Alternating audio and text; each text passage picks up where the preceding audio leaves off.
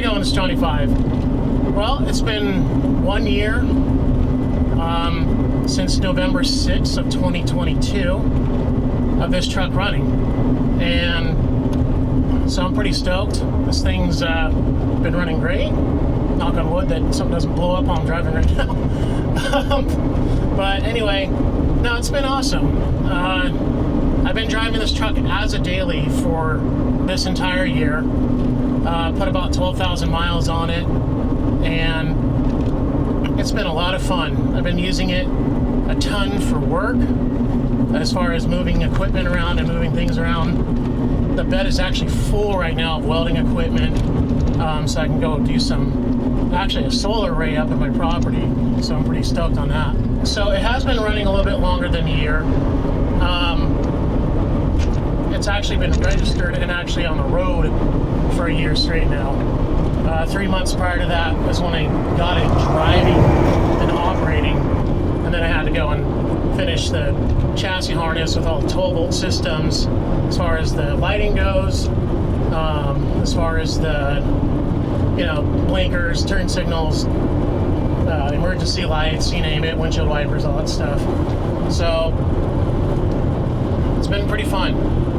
The first time that it ran, I took it, within like 2 days of getting it running, I took it to the fully charged event in San Diego, and that was a whole lot of fun. So how is it driving this truck as a daily? It's basically is literally driving a Toyota pickup for the most part, mixed with a Tesla. I mean, that's literally what it is.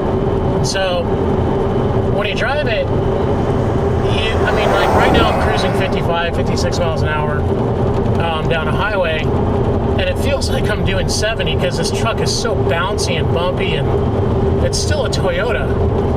The only difference is I have 300 horse electric motor back there, which these trucks obviously never had something like that. And so, when you nail it, it gets going. So now I'm kind of going up my hill here, a mountain, Fallbrook, going up.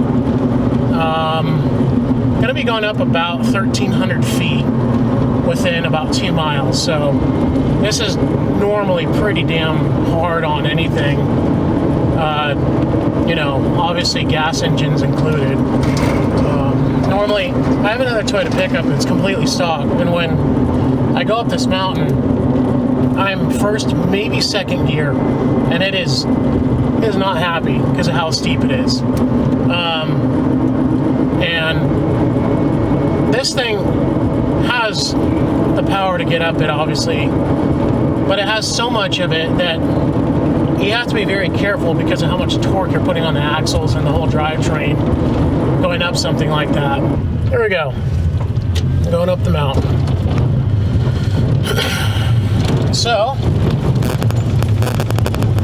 I'm going to be watching my stator temp and watching my torque. Just making sure I don't go over that 150 foot-pounds, and I'm making sure I don't go over 100 C. I'm sure I can go a little hotter than that, but just based off of what the LDU can handle with its dry stator. But with this thing, 100's right. I'll just stop and wait for it to cool off, kind of thing. That's all I really do. Yeah, as you can see, I'm going up the hill right now. I'm going up this right here from about 150 feet ago to about 700 feet from now is a 900 foot inclination in altitude. So I'm going up a really steep grade right now, and it has just no problem. It just glides up the hill. It's crazy. And that's the thing. You get, it's deceiving how much torque these things put out. You have no idea that this thing, is just pushing that hard. So, yeah, it's pretty cool. So, here's one point that I'll put out as far as why I keep the torque in that area and watch my temperatures and all that. My battery, we don't think about this part, but the battery is under a ton of load, ton of stress, and that constant current draw. Let's see, I'm pulling not too much, 20 amp or 20 what am I pulling? About 30 kilowatts right now. I got about 260 amps going to those phase leads right now. So that's a lot of continuous current for the battery pack. And that's what makes a lot of heat in anything, especially a battery, because the battery has nowhere to put that excess heat from the current.